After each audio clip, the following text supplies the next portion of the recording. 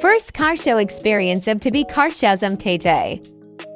Hello everyone! Ayan, since first time nating sumali sa car show, tara, samahan niyo ako. So first, ayan, titignan muna natin kung nakapasok tayo sa entry. So ito na nga, Honda City 2014 number 6. Ayan na siya, moms. So since this is our first time, ayan, so hindi ko alam kung anong ganap talaga. So ikot-ikot lang muna tayo while waiting sa mga judge. And tingin-tingin na rin tayo ng ating mga kalaban na entry. Ayan, ang gaganda, puro thigh parts, moms. Grabe, so na-amaze talaga ako. Ayan. Yung iba dyan, di naman siya kasali talaga. So sila yung may pakana ng event na yan.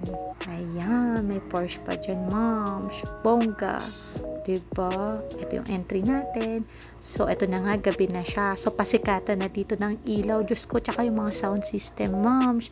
Grabehan, as in, naluloka yung eardrums ko. Super anlalakas. So, since first time ko siya, Diyos ko, nawindang ako. As in, na-amaze ako sa mga lights, sa mga sound, sa mga trophy nila. Na-excite ako. Parang, paano ba sila nananalo dito? Alam mo yun, tapos yung mga pa-lights talaga nila, amazing.